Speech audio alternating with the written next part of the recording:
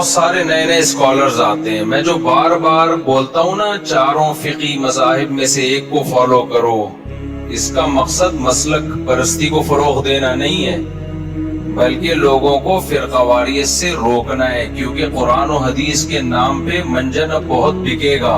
جیسے جیسے قیامت قریب آئے گی نا، ہر آدمی نیا منجن لے کے آئے گا قرآن و سنت کے نام پہ. تو جنہوں نے اپنے آپ کو جوڑ لیا نا اہل سنت والجماعت کے مسلک سے، چاروں مذاہب اربعہ سے جوڑ لیا، وہ بچ جائیں گے، باقی نہیں بچیں گے. یہ میں ریٹن میں لکھ کے دینے کے لیے تیار ہوں. ان کی نسلیں برباد ہو جائیں گی، چاہے وہ کسی بھی نام سے ہوں. تو کسی بھی نام سے ہو، کیونکہ اللہ تعالیٰ نے صدیوں سے امت کو جو جوڑے رکھا ہے نا، انہی چاروں فقہ کی برکت سے جوڑا ہے. لوگ یہ کہتے ہیں جب یہ فقہ نہیں تھے تو پھر کیا تھا؟ پھر زیادہ اختلاف تھا. تو اللہ تعالیٰ نے اس اختلاف کو سمیٹ دیا ہے.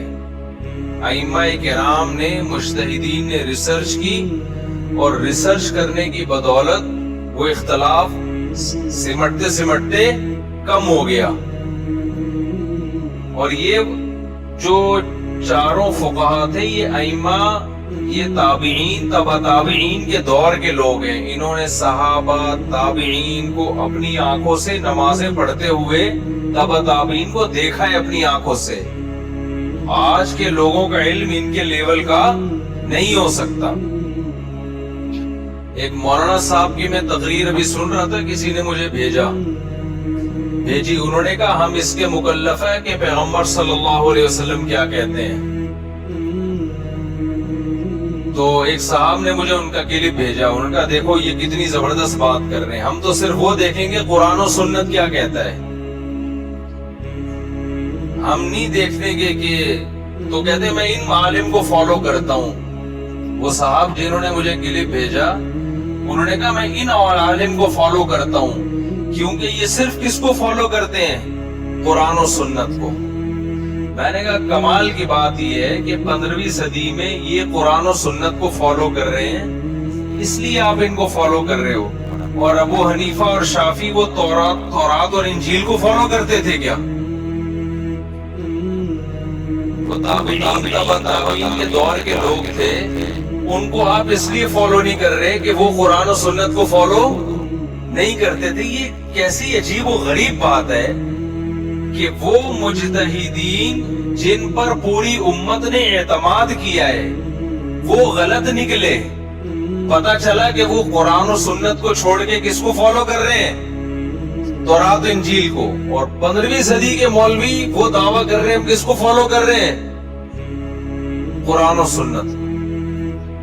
یہ باتیں جو ہے نا، کوئی غیر مسلم جب مسلمان ہوگا نا، اس کی کھوپڑی میں یہ باتیں نہیں آئیں گی. وہ کہے گا یار یہ کیا گھاس کھاتے رہے تھے اب تک بیٹھ کے، اب تک کیا کس کو فالو کر رہے تھے تم لوگ؟ اچھا، ایک اور بات بہت اہمیت سے کی جاتی ہے، یہ میں ان آیتوں کو کی تمہید بیان کر رہا ہوں آپ کے سامنے. ایک اور آیت بہت اہتمام سے کی جاتی ہے، قرآن مجید کی آیت پیش کی جاتی ہے یا ایھا الذین آمنوا اطیعوا اللہ واطیعوا الرسول واولی الامر منکم. اے ایمان والو، اللہ رسول کی اور اولو الامر کی اطاعت کرو. فإن تنازعتم، اگر تمہارا اختلاف ہو جائے، فردوہ الی اللہ والرسول، تو اس اختلاف کو کس کی طرف پھیرو؟ اللہ اور اس کے رسول کی طرف. یہ نہیں کہا کہ ابو حنیفہ کیا کہتے ہیں، شافعی کیا کہتے ہیں، مالک کیا کہتے ہیں، احمد بن حنبل کیا کہتے ہیں، اللہ رسول کیا کہتے ہیں. تو آج بہت سے لوگ جو ہے نا، اس آیت کے نام پہ بھی لوگوں کو گمراہ کرتے ہیں. اس آیت کا مفہوم اچھی طرح سمجھو. تو وہ کہتے ہیں کہ دیکھو، ہم جب اختلاف ہمارا مختلف مسائل میں ہو رہا ہے تو ہم قرآن و سنت پیش کر رہے ہیں، تو قرآن و سنت کو فالو کرو جیسے کہ قرآن کہہ رہا ہے. خوب اچھی طرح سمجھیں، یہ آیت صرف آج ہمارے سامنے نہیں ہے، یہ صدیوں سے علماء کے سامنے ہے. یہ آیت ابو حنیفہ کے سامنے بھی تھی، امام شافعی کے سامنے بھی تھی، امام مالک کے سامنے بھی تھی، امام احمد ابن حنبل کے سامنے بھی تھی۔ جب ان لوگوں کا مسائل میں اختلاف ہوا تو اس اختلاف کو انہوں نے اس آیت کی روشنی میں کس کی طرف پھیرا؟ قرآن و سنت کی طرف۔ تو قرآن و سنت کی طرف پھیرنے سے بہت سے مسائل میں اتفاق ہو گیا، وہ اجماعی مسائل بن گئے۔ جیسے اس پر اجماع ہو گیا کہ تراویح 20 رکعت سے کم نہیں ہے۔ 3 طلاقیں کتنی ہوتی ہیں؟ 3 ہوتی ہیں۔ مرد اور عورتوں کی نماز میں فرق ہے، عورت سمٹ کے نماز پڑھے گی، مرد سمٹ کے نماز نہیں پڑھیں گے۔ اس کی دلیل ان کے سامنے اجماع امت تھی، کیونکہ اجماع کو فالو کرنے کا حکم ہم دے رہے ہیں۔ تو ان تمام چیزوں پہ ان کا اجماع ہو گیا، اور کچھ مسائل ایسے تھے جن میں ان کا اختلاف ہو گیا۔ تو وہ جو اختلاف ہوا ہے وہ قرآن و سنت کی طرف پھیرنے کے بعد ہوا ہے۔ اب اس اختلاف کو ختم کرنے کے لیے آپ دوبارہ قرآن و سنت کی طرف پھیرو گے تو قیامت تک یہی کام ہوتا رہے گا، رزلٹ کچھ بھی نہیں آئے گا۔ اب جب اختلاف باقی رہ گیا، اب تھوڑی پھیرا جائے گا اس کو دوبارہ۔ اب تو ان میں سے کسی ایک کو فالو کیا جائے گا اور دوسرے پہ طنز نہیں کیا جائے گا، کیونکہ وہ اختلاف باقی رہ گیا، وہ ختم نہیں ہو سکتا۔ اس کا حل یہ ہے کہ اب ان ائمہ میں سے کسی ایک کو فالو کر لیں آپ، اور دوسرے پہ طنز کرنا چھوڑ دیں۔ اب اختلاف باقی رہ کیوں گیا اس کو سمجھو۔ بھائی قرآن و سنت کی طرف جب پھیرا تھا تو اس کے نتیجے میں بہت سے مسائل میں جب اتفاق ہو گیا، تو جن مسائل میں اتفاق نہیں ہوا ان میں بھی تو ہو جانا چاہیے تھا نا۔ جب سب قرآن و حدیث کو فالو کر رہے ہیں تو اختلاف ہوا کیوں ہے؟ اس کو خوب اچھی طرح سمجھیں۔ اس لیے اختلاف ہو جاتا ہے کہ ہر مجتہد کے اپنے اصول ہوتے ہیں، وہ ان اصولوں کی روشنی میں قرآن و سنت سے مسائل کو حل کرتے ہیں۔ مثال کے طور پر امام شافعی کی رائے یہ ہے کہ قرآن اگر آیت ہوگی، اس کے مقابلے میں اگر کوئی حدیث بھی ہوگی تو اس حدیث کو بھی اسی طرح لیا جائے گا جس طرح قرآن مجید کی آیت کو لیا جاتا ہے۔ اس کی میں ایک مثال دیتا ہوں۔ یہ ٹاپک بہت اہم ہے، اس کو ایسا پلے بٹھا لیں ورنہ زندگی بھر جو ہے نا آج کل جو منجن بک رہے ہیں نا قرآن و سنت کے نام پہ، آپ بھی کوئی منجن خریدو گے اور پھر آپ بھی فرقہ واریت کی رو میں بہہ جاؤ گے آپ، اور اتنے اسکالرز کے پھر اختلاف نظر آئیں گے نا آپ کو۔ ایک مفتی کو سنو گے نا یوٹیوب پہ، وہ کہہ رہا ہوگا میں قرآن و سنت کے نام پہ مسئلہ بتا رہا ہوں، وہ الگ مسئلہ بتائے گا۔ دوسرا قرآن و سنت ہی کے نام پہ الگ مسئلہ بتائے گا۔ تیسرا بھی لیبل قرآن و سنت کا لگائے گا، اس کا مسئلہ دوسرے سے الگ ہوگا۔ اتنے اختلافات سامنے آئیں گے کہ آپ کی کھوپڑی گھوم جائے گی، اور جن کی کھوپڑی نہیں گھوم رہی نا، انہوں نے ایک کو پکڑ کے بیٹھے ہوئے ہیں، وہ دوسرے کو سن نہیں رہے ہیں۔ لہذا وہ ایسے اندھے مقلد بنے ہوئے ہیں کہ ایک کی تحقیق کو سننا ہے، دوسرے کی تحقیق کے بارے میں کانوں میں انگلیاں ٹھوس کے بیٹھ جانا ہے۔ تو اس لیے ان کی کھوپڑی نہیں گھوم رہی ہے، ورنہ آپ اس زمانے کے اسکالرز کو سننا شروع کریں تو آپ کے سر میں جو بال بچے ہیں نا وہ بھی کیا ہو جائیں گے؟ ختم۔ ان میں ہر شخص اپنی دعوت دے رہا ہے، میری طرف آؤ۔ لیبل کیا لگا رہا ہے کہ میں ہوں جو قرآن و سنت بیان کر رہا ہوں۔ سمجھ میں آ رہی ہے بات کہ نہیں آ رہی؟ اب میں آپ کو جلدی سے چھوٹی سی بات کر کے آگے چلتا ہوں۔ ہر ایک کے اپنے اصول ہوتے ہیں۔ دیکھو امام شافعی رحمہ اللہ کا اپنا اصول ہے کہ قرآن اور حدیث کو وہ ایک حیثیت دیتے ہیں۔ جیسے قرآن میں آتا ہے کہ الزانیۃ والزانی فاجلدوا کل واحدۃ منہما مئۃ جلدہ، زانی مرد ہو یا عورت ہو دونوں کو 100 کوڑے مارو، یہ ہے نا قرآن میں۔ لیکن حدیث میں آتا ہے کہ جو مرد اور عورت زنا کریں، کوارے ہوں تو 100 کوڑے مارو، وتغریب عام، اور 1 سال کے لیے جلا وطن کر دو ان کو۔ اس لیے امام شافعی، امام احمد ابن حنبل دونوں فقہا کی رائے یہ ہے، ان کا فتویٰ یہ ہے قرآن و حدیث ہی کی روشنی میں کہ زانی کی سزا 100 کوڑے بھی ہیں اور 1 سال کے لیے بولو جلا وطنی بھی. امام ابو حنیفہ یہ جو حدیث ہے نا جس میں آتا ہے کہ 1 سال کے لیے جلا وطنی کی جائے، اس حدیث کو سیاست میں محمول کرتے ہیں. کیوں؟ وہ کہتے ہیں قرآن نے جو زانی کی سزا بیان کی ہے وہ مکمل بیان کی ہے. وہ کتنے ہیں؟ 100 کوڑے. فجلدو، یہ فا جزا کے طور پر ہے. فجلدو، جو بھی زنا کرے مرد ہو یا عورت، ٹوٹل سزا اس کی قرآن کیا بیان کر رہا ہے؟ 100 کوڑے. تو حدیث جو ہے یہ قرآن کی ٹکر کی نہیں ہے، اس لیول کی نہیں ہے. کیوں نہیں ہے؟ حدیث ہے خبر واحد. دیکھو ہماری نظر میں اللہ کا حکم یا رسول کا حکم دونوں سیم ہے، دونوں میں کوئی فرق نہیں ہے، کیونکہ رسول حکم دے رہے ہیں اللہ کے کہنے سے ہی دے رہے ہیں. لیکن بات یہ ہے کہ حدیث ہم تک جن ذرائع سے پہنچی ہے وہ اتنے مضبوط نہیں ہے جتنے ذرائع سے قرآن ہم تک پہنچا ہے. مضبوط ذرائع سے، طاقت اور قوت کے لحاظ سے جو ہے نا وہ حدیث قرآن کے ٹکر کی بولو نہیں ہے. یہی وجہ ہے کہ ہم یہ کہتے ہیں کہ اگر حدیث ہم تک اتنی سندوں کے ساتھ پہنچی ہے کہ وہ بھی متواتر ہو گئی ہے، پھر ہم قرآن پہ اس پہ زیادتی کر دیں گے. لیکن حدیث ہم تک پہنچتی ہے حدثنا فلان قال حدثنا فلان قال حدثنا فلان، تو اس میں ایک فلاں جو ہے اس سے غلطی کا امکان بہرحال ہے. جب امکان ہے اور قرآن میں امکان نہیں ہے تو قرآن کو اصل کیا جائے گا اور حدیث میں کیا کی جائے گی؟ تعویل کی جائے گی. تو انہوں نے تعویل کی ہے کہ یہ سیاست پر معمول ہے. بعض دفعہ زنا کرنے والا مرد اور عورت میں عشق معاشقے کی وجہ سے زنا ہوتا ہے، تو نبی صلی اللہ علیہ وسلم نے جزوی واقعے کے طور پر یہ بیان فرمایا کہ ان کو جلا وطن کر دو تاکہ یہ دونوں ایک دوسرے سے کیا ہو جائیں گے؟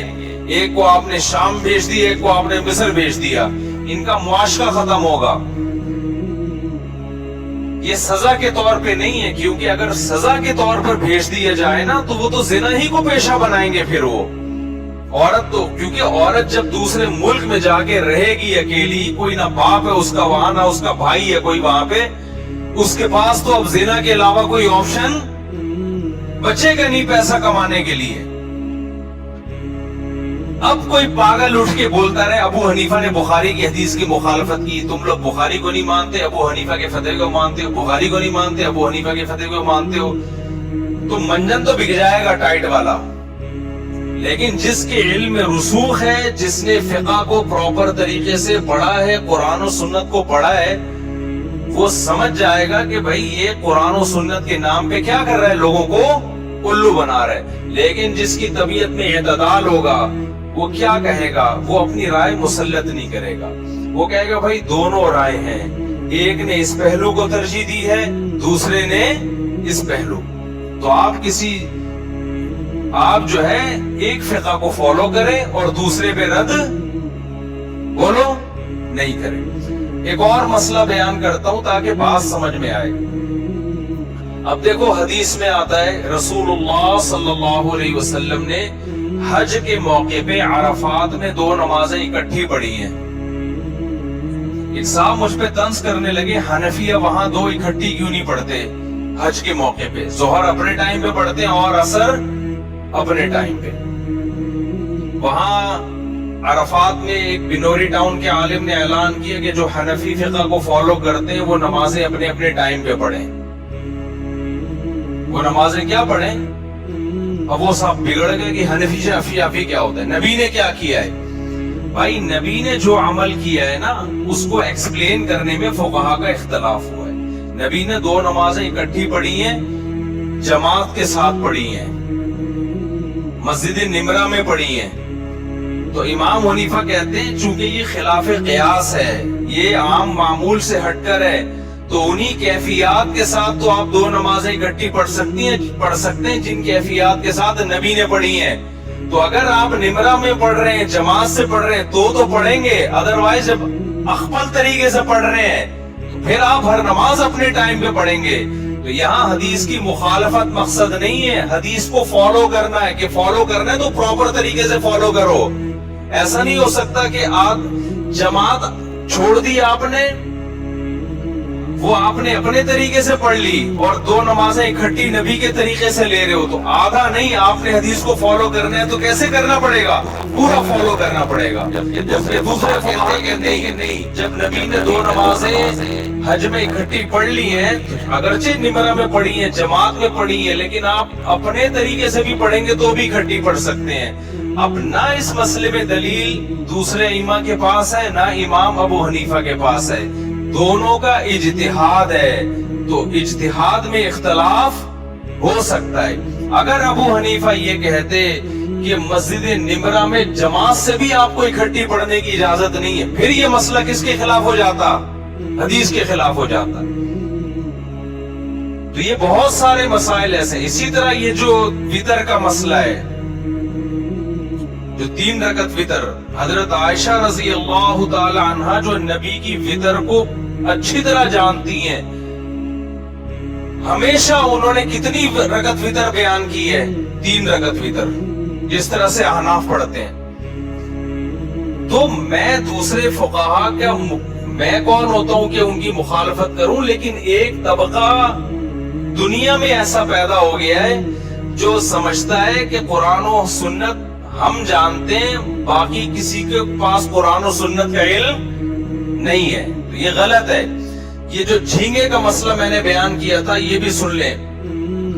ایک اسکالر نے کلپ بنایا ہمارے خلاف کہ ابو حنیفہ نے قرآن کے خلاف رائے قائم کی ہے. امام ابو حنیفہ کے نزدیک سمندر کی صرف مچھلی حلال ہے، مچھلی کے علاوہ کوئی اور مخلوق حلال نہیں ہے. ایک صاحب کہنے لگے میں حنفی ونفی نہیں، میں قرآن و سنت کو مانتا ہوں. قرآن میں آتا ہے احل لکم صید البحر، تمہارے لیے سمندر کا شکار حلال ہے. یہ حنفیوں نے قرآن کے خلاف ابو حنیفہ کی رائے پہ فتویٰ دیا ہوا ہے. سمجھتے ہو بات کو؟ آپ پورا قرآن پوری حدیثیں پڑھو گے تو آپ کی سمجھ میں بات آئے گی.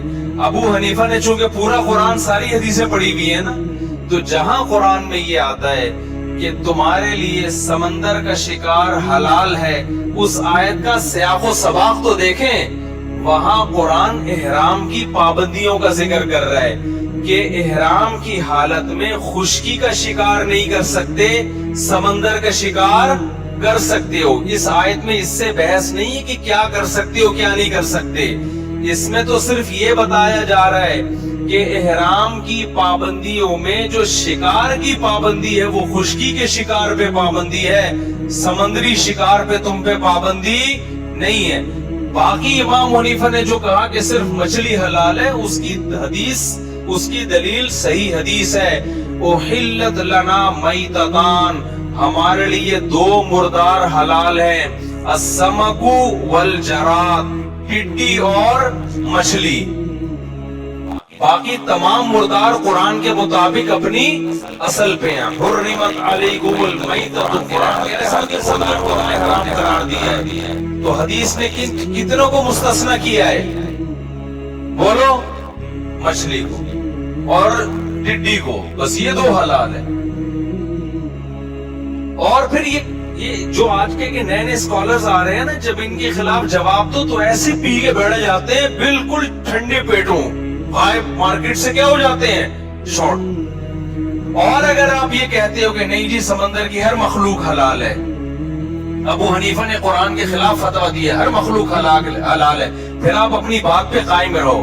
پھر صرف کیکڑا حلال نہیں ہوگا، مگرمچھ بھی حلال ہوگا، کیونکہ مگرمچھ بھی کبھی پانی میں بھی رہتا ہے اور کبھی، اصل تو پانی کا جانور ہے وہ. جیسے کیکڑا زیادہ پانی میں رہتا ہے، کبھی کبھار انجوائے کرنے کے لیے ساحل پہ آتا ہے اور پکڑ لیتے ہیں اس کو. تو پھر بولو مگرمچھ بھی حلال ہے. یہ صرف کیکڑا کھانے کے لیے قرآن و حدیث سمجھ میں آ رہا ہے، اور مگرمچھ کی جب بات آتی ہے تو گول کر جاتے ہیں. تو پھر پوری بات کرو. باقی یہ ہمارا ظرف ہے کہ اتنے مضبوط دلائل ہونے کے باوجود بھی ہم امام شافعی کا احترام کرتے ہیں. ہم کہتے ہیں امام شافعی کی نظر میں کیکڑا حلال ہے، امام شافعی نے قرآن کی اس آیت کو فالو کیا ہے، احلت لکم صید البحری، کہ تمہارے لیے سمندر کا شکار حلال۔ امام شافعی کی نیت غلط نہیں ہے، مقصد قرآن کو فالو کرنا ہی ہے، لہذا ہم کیکڑے کو ناجائز سمجھ کے بھی امام شافعی کی رائے کا بہرحال احترام کرتے ہیں، ان پہ وہ طنز نہیں کرتے، وہ انگلیاں نہیں اٹھاتے جو آج کل اہل حدیث حضرات ہم پہ طنز کر رہے ہوتے ہیں کہ یہ قرآن حدیث کو نہیں مانتے، ابو حنیفہ کی اندھی تقلید کر رہے ہیں۔ آپ ابو حنیفہ کے دلائل پڑھو گے تو پتہ چلے گا جو ابو حنیفہ نے قرآن سمجھا ہے نا، یہ 15ویں صدی کے اسکالرز تو کم از کم نہیں سمجھ رہے، ان کو ان کی دلیل ہی سمجھ میں نہیں آتی تو قرآن کہاں سے سمجھ میں آئے گا ان کی۔ اور ایک آخری بات کہ اگر امام ابو حنیفہ کی رائے کمزور ہے کہ مچھلی کے علاوہ سب مخلوق حلال ہے، اور اس بارے میں ابو حنیفہ کی رائے کمزور ہے، تو سوال پیدا ہوتا ہے، عرب تو 3 طرف سے پانی میں ڈھکا ہوا ہے، کوئی ایک ضعیف روایت نہیں ملتی کہ نبی صلی اللہ علیہ وسلم یا صحابہ نے مچھلی کے سوا سمندر میں کبھی کچھ کھایا ہو۔ آپ ساحلی علاقوں میں جائیں، آپ کو ہر قسم کی مخلوق کھانے والے لوگ پوری دنیا میں ملیں گے کہ نہیں ملیں گے، لیکن ہمیں نہیں ملتا کہ صحابہ کرام میں کہیں کسی نے مچھلی کے علاوہ کوئی کسی مخلوق کو سونگھا بھی ہو، کھانا تو دور کی بات۔ وہ کھاتے نا، کوئی ضعیف حدیث میں ہوتا کہیں کہ کیکڑا کھایا ان لوگوں نے مگرمچھ کھایا، یا انہوں نے یہ کھایا، انہوں نے وہ کھایا۔ پھر بھی ہم احترام کرتے ہیں، امام شافعی ہمارے لیے قابل احترام ہے، لیکن یا تو مقلد بنو یا مقلد بنو تو تمیز سے بنو، اور محقق بنو تو پھر پوری تحقیق کرو۔ ایک آدھ اسکالرز کی کلپ دیکھنے والا کوئی محقق نہیں ہوتا، اور محقق تو تمہارے اندر صلاحیت نہیں ہے تحقیق کی، پتہ ہے کیا ہے تمہیں قرآن و سنت کا۔ تو بہت مضبوط موقف ہے امام حنیفہ کا، اور صرف اس مسئلے میں نہیں، ہر اس مسئلے میں جس میں احناف نے ابو حنیفہ کے قول کو اختیار کیا ہے۔ جو موقف احناف کو کمزور لگا اس موقف میں ابو حنیفہ کو احناف نے چھوڑ دیا ہے۔ جیسے مثال اس کی ہے کہ نماز استسقاء، جو بارش کی نماز ہے نا، ابو حنیفہ کی رائے ہے کہ امام حنیفہ نماز استسقاء کے قائل نہیں ہے، لیکن چونکہ صحیح حدیث ہے اس بارے میں، تو احناف نے اس بارے میں کس کے قول کو چھوڑ دیا؟ ابو حنیفہ۔ اس میں یہ تعویل کی ہو سکتا ہے بھائی ان تک حدیث نہ پہنچی ہو، تو صاحبین کے قول پہ فتویٰ دیا ہے۔ امام ابو حنیفہ کے نزدیک دار الحرب میں سود لینا جائز ہے، لیکن احناف میں اس پہ فتویٰ نہیں دیا، فتویٰ صاحبین کے قول پہ دیا ہے کہ نہیں جائز ہے۔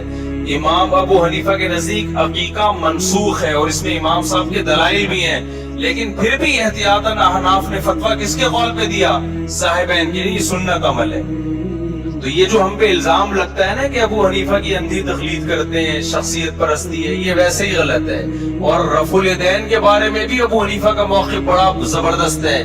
رفع الیدین کی جو حدیثیں ہیں نا کرنے کی، زیادہ اس لیے ہیں کہ جو چیز کی جاتی ہے اس کو بیان کیا جاتا ہے، نہیں کی جاتی تو اس کو بیان نہیں کیا جاتا۔ نبی نے جب رفع الیدین کیا صحابہ نے بیان کر دیا، جب نہیں کیا تو بیان تھوڑی کیا اس کو کہ اس دفعہ رفع الیدین نہیں کیا نبی نے، اس لیے وہ باقی نبی کا اپنا عمل زیادہ کیا تھا وہ ہمیں صحابہ سے پتہ چلتا ہے، امام ترمذی سے پتہ چلتا ہے۔ امام بخاری کے شاگرد امام ترمذی نے رفع الیدین کرنے کی حدیثیں ذکر کی، اور اس کے بعد کہا وَبِهِ يَقُولُ بَعْضُ أَهْلِ الْعِلْمِ مِنْ أَصْحَابِ النَّبِيِّ صلی اللہ علیہ وسلم، یہی صحابہ میں بعض صحابہ کا مذہب ہے۔ اور جب رفع الیدین نہ کرنے کی حدیث ذکر کی ہے تو یہ امام بخاری کے شاگرد کیا کہہ رہے ہیں؟ وَبِهِ يَقُولُ غَيْرُ وَاحِدٍ مِّنْ أَهْلِ الْعِلْمِ مِنْ أَصْحَابِ النَّبِيِّ صلی اللہ علیہ وسلم، یہی اہل علم بہت سارے صحابہ کا مذہب ہے۔ کرنے کی بات آئی تو بعض کا، اور ان بعض کے نام بھی بیان کیے کہ یہ قائل ہیں۔ جب نہیں کرنے کی بات آئی تو کہا بہت ساروں کا مذہب ہے، اور ان بہت ساروں کے نام ذکر نہیں کیے، کیونکہ جو بہت سارے ہوتے ہیں ان کے نام مذکور نہیں ہوتے۔ تو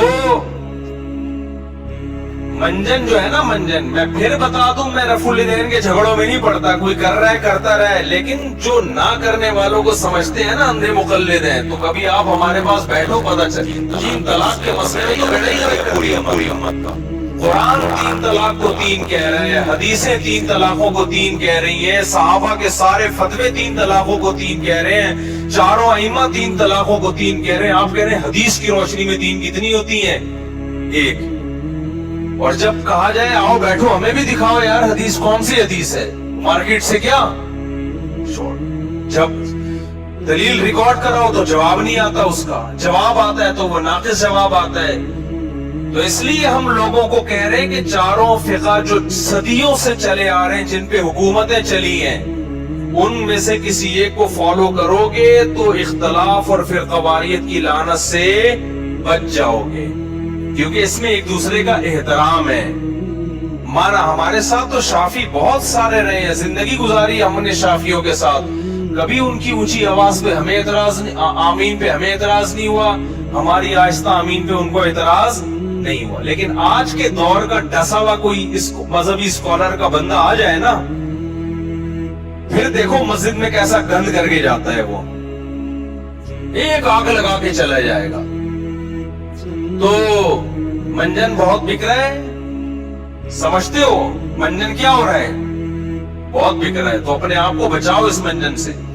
تو کہاں سے کہاں بات چلی گئی؟ تو میں یہ کہہ رہا تھا کہ پھر یہ گمراہی آگے بڑھتی ہے، پھر بہت ساری چیزوں میں گنجائش ہے، جیسے بھی لیٹسٹ ورژن جناب پروفیسر غامدی صاحب آئے ہوئے ہیں، وہ بھی قرآن حدیث کی، میں مانتا ہوں قرآن حدیث کو، قرآن حدیث قرآن حدیث قرآن حدیث، لیکن آپ دیکھو قرآن حدیث کے نام پہ روزے کا بیڑا غرق، جمعے کی نماز کا انکار کر دیا۔ اس میں نے کلپ ریکارڈ کروایا تو انہوں نے کہا، غامدی صاحب نے کہا جمعہ بادشاہ پڑھائے گا یا بادشاہ کا نائب پڑھائے گا؟ غیر مسلم ریاستوں میں نہ بادشاہ ہے نہ بادشاہ کا نائب ہے، جمعہ مارکیٹ سے کیا ہو گیا؟ اور پھر دلیل کیا دی ہے کہ اسلاف میں، صحابہ کے دور میں، تابعین میں تو خلیفہ پڑھایا کرتا تھا، حجاج بن یوسف پڑھایا کرتا تھا۔ وہ بھائی وہ حجاج بن یوسف ہونے کے باوجود اس کو جمعہ پڑھانا آتا تھا۔ آج بھی ہم کہتے ہیں کہ پڑھا دو بھائی، وزیر اعظم آ کے پڑھا دے، ہم اڑ جائیں گے۔ آتا کہاں ہے پڑھانا وزیر اعظم کو؟ یہ اس کی کیا دلیل ہے کہ گورنر نہیں پڑھا رہا تو امام بھی نہیں پڑھائے گا؟ آپ جمعے کو ہی، قرآن کی آیت ہے کہ تم پر جمعہ فرض کیا گیا ہے، جمعے کی طرف دوڑ کے آؤ تم۔ تو یہ سب جو ہے نا، روزے کے کتنی بڑا انکار کر دیا غامدی صاحب نے۔ قرآن نے روزے کی اجازت دی ہے 2 صورتوں میں، ایک سفر میں اور ایک بیمار میں۔ امتحان کل ہے آپ کا، روزہ چھوڑنے کی آپ کو اجازت بولو نہیں ہے۔ اور جو حدیث پیش کی ہے وہ سفر سے متعلق ہے، جس میں نبی نے روزہ توڑنے کا حکم دیا، اور جہادی سفر تھا وہ۔ تو نئے نئے اسکالرز آ رہے ہیں مارکیٹ میں، کوئی جائز ہے، شادی بیاہ میں گانے بجاؤ، کوئی دلیل سب کے پاس ہوتی ہے، لیکن اس دلیل کو سمجھنے کی صلاحیت اللہ نے ہر ایک کو نہیں دی ہوتی۔ اس دلیل کا مفہوم کیا ہے، یہ کس موقع کے لیے، یہ ہر ایک کے پاس نہیں ہوتی۔ اور رسول اللہ صلی اللہ علیہ وسلم یہ بات سمجھا کے جا چکے ہیں۔ آپ نے فرمایا اللہ نے میری امت میں 2 طبقے پیدا کیے ہیں، ایک جو میری حدیث کا مطلب جانتے ہیں، اور ایک وہ جو صرف حدیث جانتے ہیں مطلب نہیں جانتے۔ کیا حدیث ہے وہ؟ رب حامل فقہ غیر فقیہ، فرمایا کچھ علم کی بات جانتے تو ہیں سمجھتے نہیں ہیں۔ تو ہم اپنی طرف آپ کو دعوت نہیں دے رہے، ہم کہہ رہے ہیں فقہا کو فالو کرو، فقہائے کرام کو فالو کرو، جو زیادہ قرآن و سنت سمجھتے تھے، اور ان کا فقہ مرتب ہے، ہر چیز مل بھی جائے گی اس میں آپ۔ ورنہ آپ جو آج کے اسکالرز ہیں نا، 4 اسکالرز کو بٹھا دو آپ، 4 اسکالرز کو، اور پھر ان کے درمیان آپ ذرا بحث چھیڑ کے دیکھو، مرغوں کی لڑائی نہ ہو تو میرا نام بدل دینا، وہ کچھ کہہ رہا ہوگا، وہ کچھ کہہ رہا ہوگا، وہ کچھ کہہ رہا ہوگا، وہ کچھ کہہ رہا ہوگا، تبھی بیٹھتے نہیں ہیں۔ ٹی وی میں ایک ہی آئے گا، دوسرا نہیں آئے گا اس مسلک کا، اس کو پتا ہے میرا والا دوسرا آ گیا نا تو بیڑا غرق کر دے گا۔ لیکن جو فقہی مذاہب کو فالو کرنے والے لوگ ہیں، 99.9% वो मसाइल में क्या होते हैं, एक होते हैं। कहीं से भी फतवा ले लो, फतवा एक ही है, इल्ला माशाअल्लाह बहुत कम मसाइल हैं जिनमें उनका जाके इख्तिलाफ था। आप मुझसे यहां मसला पूछेंगे जी कितने किलोमीटर पे या कितने दिन स्टे की नीयत हो कि हम कसर पढ़ेंगे, मैं यहां बताऊंगा आपको 15 दिन किसी इलाके में ठहरने की नीयत कर ली आपने तो आप मुकीम बन गए। शाम में किसी हनफी आलिम से पूछेंगे वो भी कहेगा 15 दिन। अमेरिका में किसी हनफी आलिम से पूछेंगे वो भी कहेगा 15 दिन। सऊदी अरब में बहुत सारे हनफी उलमा हैं, वहां मदीना यूनिवर्सिटी में बहुत सारे हनफी उलमा हैं, वहां जाके आप पूछेंगे वो कहेंगे 15 दिन। पूरी दुनिया में कहीं जाएंगे, शाफी मसलक में 4 दिन है गालिबन के 4 दिन। यहाँ शाफी आलिम से पूछेंगे वो कहेगा 4 दिन, मलेशिया में पूछेंगे वो कहेगा 4 दिन, इंडोनेशिया में पूछेंगे वो कहेगा 4 दिन, पूरी दुनिया में चले जाएंगे। लेकिन जो इन फिक़ह को फॉलो नहीं करते ना, तो इस गली में पूछेंगे वो कुछ और बताएगा, अगली गली वाला कुछ और बता रहा होगा, अगली दुकान वाला कुछ और बता रहा होगा। जितने स्कॉलर्स होंगे उतने उनकी आरा होंगी। तो ये जो नज़म को बरकरार रखना जरूरी है, नज़म को, ये भी तो शरीयत का हुक्म है ना। देखो रसूलुल्लाह सल्लल्लाहु अलैहि वसल्लम ने तामीर बड़ी करने से मना कर दिया, क्यों? उम्मत में फसाद पैदा होगा। हालांकि इब्राहिम अलैहिस्सलाम ने जो बैतुल्लाह बनाया था, हदीम भी उसमें शामिल था। इससे पता चलता है कि फसाद से बचने के लिए भी बहुत सारे काम किए जाते हैं। तो हम एक फिक़ा का पाबंद लोगों को इसलिए बना रहे हैं ताकि इस फसाद से हमेशा के लिए बच जाएं वो। हजरत उस्मान ने इसी फसाद से बचने के लिए तो एक मुसहफ पे लोगों को जमा किया था। हालांकि नबी के दौर में जितने मुसहफ लिखे गए थे सारे बरहक थे, लेकिन हजरत उस्मान ने हुक्म दिया था बरहक होने के बावजूद उनको जला दिया जाए, क्योंकि हर एक के पास अपना अलग अलग कुरान होगा, अलग अलग तरतीब होगी, फसाद होगा। तो सबको जमा करो किस पे? गन पॉइंट पे, एक पे जमा कर दिया। तो सहाबा के दौर में बहुत सारी आरा थी, इख्तलाफ थे। तो जब सिमट के 4 फिक़ही मज़ाहिब में वो सिमट गई है वो, तो अब उम्मत को भी गन पॉइंट पे, इसी पे, या तो ये होता ना चारों भी खत्म होके एक पे आ जाते, वो मुमकिन नहीं हुआ, नहीं वो। और इसमें रहमत भी थी, क्योंकि बाज दफा मजबूरी के नजदीक शौहर अगर गुम जाए तो औरत कभी भी शादी नहीं कर सकती, कभी भी नहीं शादी कर सकती। एक अहले हदीस आलिम थे, टीवी में बैठे हुए थे मेरे साथ ना, वो इमाम हनीफा पे तंज किया उन्होंने कि अगर कोई शौहर औरत का गुम जाए तो औरत कभी भी उससे कहीं कहीं भी शादी नहीं कर सकती। वो इमाम हनीफा कहते हैं 99 साल इंतजार करे। तंज किया ना उन्होंने। तो ये देखो हनफियों का कैसा मजहब है। तो मैंने उनसे कहा कि इमाम अबू हनीफा ने तो 99 साल का इसलिए बोल दिया कि मतलब ये कि कर ही नहीं सकती शादी वो, इसलिए हमने यहाँ फतवा किसके कौल पे दिया? फिक़ह मालिकी पे दिया फतवा। यहाँ अहनाफ ने हनफिया के मजहब को छोड़ा है, क्योंकि बलवा में और फसादात में बहुत सारे मर्द मार्केट से क्या हो जाते हैं, शॉर्ट। तो हमें तो दूसरे इमाम का कौल मिल गया, उनसे हमने सहारा लेके 4 साल का कौल ले लिया। इमाम मालिक की नजर में कितना है? 4 साल। मैंने कहा हम तो पहले अबू हनीफा के मुक़ल्लिद थे, वो छोड़कर हमने किसकी तक़लीद कर ली? अवाम की जरूरत के लिए, नहीं क्योंकि हम चारों को बरहक मानते हैं। जहां जरूरत होगी तो वहां दूसरे कौल पे। मैंने कहा आपका क्या कौल है? आप तो कुरान हदीस को मानते हो ना, कोई एक हदीस दिखा दो कि 99 या 100 साल औरत इंतजार करेगी या नहीं करेगी, कहीं और शादी करेगी, तो आपके पास क्या दलील है? कोई दलील नहीं है। आप तो उसको हमेशा के लिए बिठा रहे हो। हम आपसे पूछते हैं कि क्या दलील है कि जी औरत कहीं और शादी कर सकती है? हदीस तो इस बारे में क्या है? खामोश है। तभी तो उलमा में इख्तलाफ हुआ है, हदीस खामोश है इस बारे में। जब इज्तिहाद हुआ है तो इज्तिहाद अबू हनीफा का भी हो सकता है, इमाम मालिक का भी हो सकता है। हमने कहा यहाँ अबू हनीफा का इज्तिहाद सोसाइटी में चल नहीं पाएगा, जिना फैलेगा सोसाइटी में। तो हमने किसके इज्तिहाद को फॉलो कर लिया? امام مالک کے، کیونکہ ہم ان کو بھی برحق مانتے ہیں.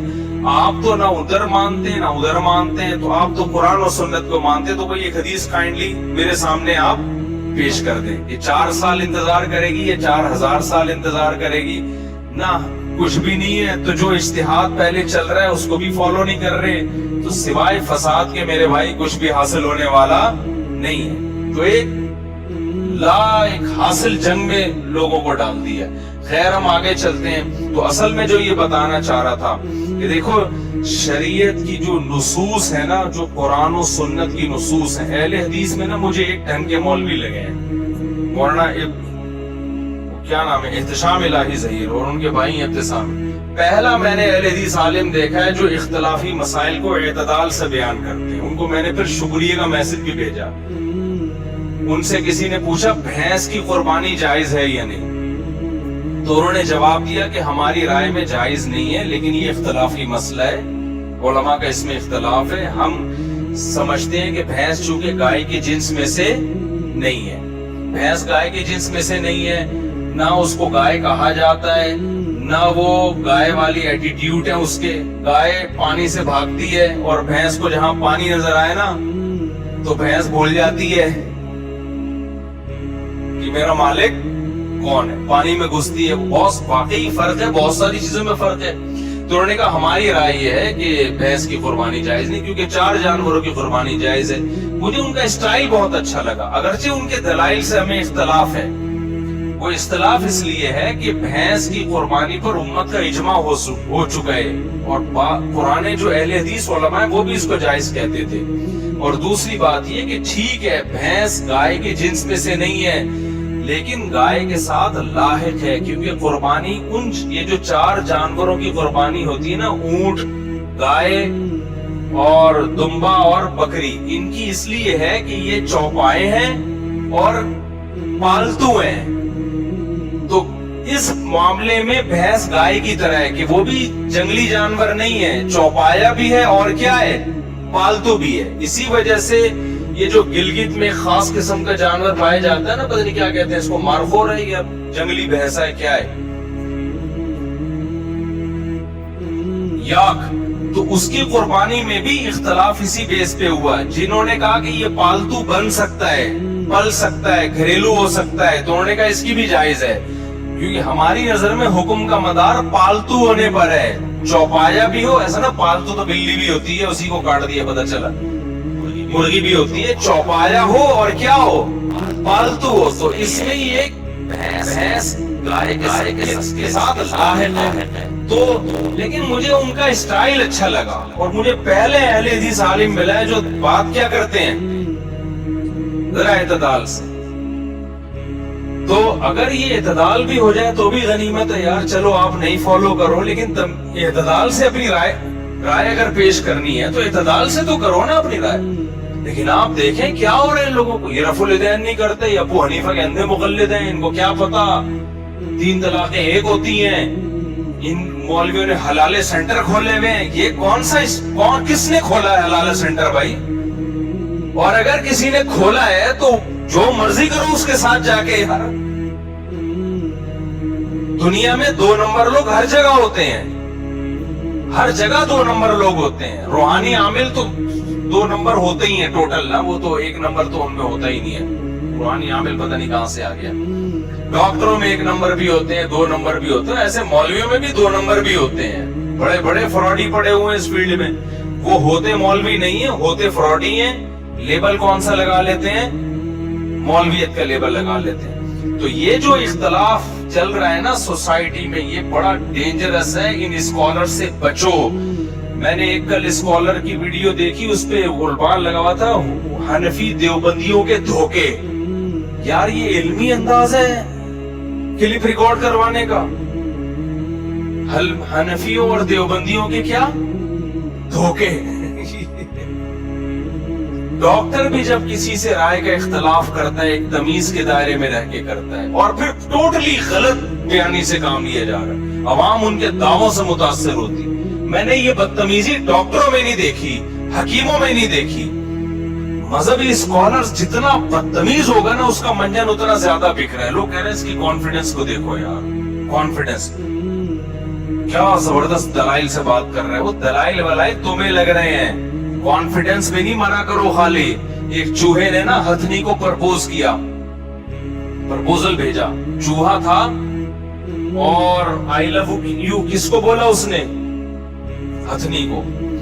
ہتھنی جو ہاتھی کی وائف یا اس کی جو مونس ہے, ہتھنی کو غصہ آیا, بولا کمبخت تو اپنی اوقات دیکھ, اپنا قد دیکھ, اپنی قوم دیکھ, اپنی نسل دیکھ, تجھے شرم نہیں آتی؟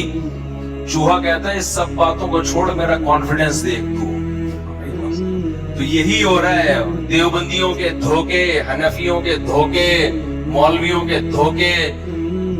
کون سا اسٹائل ہے یار؟ تمہارے ماں باپ نے کیا تربیت کی ہے تمہاری؟ کسی شیخ سے اصلاحی تعلق قائم کرو, اللہ اللہ سیکھو, وہ بولنے کی کوئی تمیز سیکھو تم تو. اور پھر یہ لوگ یہ منجن کیا بیچتے ہیں؟ دیوبندی بریلویوں سے لڑ رہے ہیں, بریلوی دیوبندیوں سے لڑ رہے ہیں. یار ہم نے تو سارے دیوبندی دیکھے, آج تک کسی بریلوی سے لڑائی نہیں ہوئی. بہت سارے بریلوی دیکھے جن کی آج تک کسی دیوبندی سے لڑائی نہیں ہوئی. اگر کسی علاقے میں ہو رہی ہے تو ان کو پکڑو نا جا کے. اگر کہیں کوئی مولوی لڑ رہے ہیں آپس میں تو ان کو جا کے سمجھاؤ, یار یہ تم کیا کر رہے ہو؟ ساری دنیا تھوڑی لڑ رہی ہے, رہ رہے ہیں نا 100-150 سال سے دیوبندی بریلوی اکٹھے ہی تو رہ رہے ہیں. مسائل میں اختلاف ہے, وہ تو رہے گا اپنی جگہ. مسجدوں سے دھکے دے دے کے نکالتے ہیں. میں نے 20 دفعہ بریلویوں کی مسجد میں نماز پڑھی ہے, آج تک کسی بریلوی نے مجھے دھکے دے کے نہیں نکالا. 20 بریلوی یہاں ہری پگڑی والے یہاں اور بہت سی مسجدوں میں دیکھا نماز پڑھنے آئے ہیں, کسی دیوبندی نے دھکے دے کے نہیں نکالا. پتہ نہیں ان کو کون سی مسجد ہے جہاں دھکا اگر ہو بھی رہا ہے تو یہ تھوڑی کہ ایک جگہ دھکے دے رہے ہیں تو پوری دنیا پہ آپ کے لیے بنا کے ڈالنا شروع کر دو. یہ دونوں آپس میں لڑ رہے ہیں تو آپ کیا کر رہے ہو؟ آپ ان دونوں سے لڑ رہے ہو. وہی کام جو یہ کر رہے تھے پھر آپ بھی وہی کام کر رہے ہو, فضول قسم کی. تو اس لیے امت کو اگر تباہی بربادی سے بچانا ہے نا تو آپ کے پاس ایک ہی راستہ ہے. جو صدیوں سے اسلام چلا آ رہا ہے نا وہ ٹھیک ہے. نئی چیز جو مارکیٹ میں آ رہی ہے وہ کیا ہے؟ وہ منجن ہے. اب ہم آگے چلتے ہیں. تو میں جو اصل آیت بتانا چاہ رہا تھا, دیکھو یوسف علیہ السلام کو بادشاہ کی خوبصورت جو عزیز مصر تھا اس کی انتہائی خوبصورت بیوی نے کمرے میں بند کیا اور اپنی طرف زنا کی دعوت دی. آج کا کوئی لبرل ہوتا نا, کہتے ہیں ایکچولی ایک آدمی مسافر ہے, ایکچولی رشتہ ملنے کا بھی چانس نہیں ہے. ایک صاحب نے مجھے کہا کہ میں ہاتھ سے اپنی خواہش پوری کرتا ہوں, ایکچولی میں کیا کروں, میری شادی نہیں ہو رہی. مفتی صاحب یوٹیوب ڈرامے جو آج کل ڈاکٹروں نے بھی باز لگا دی اس کام پہ لوگوں کو. میں نے کہا میرے بھائی قرآن مجید میں اللہ کا حکم ہے الا علی ازواجہم, مرد اپنی خواہش بیوی کے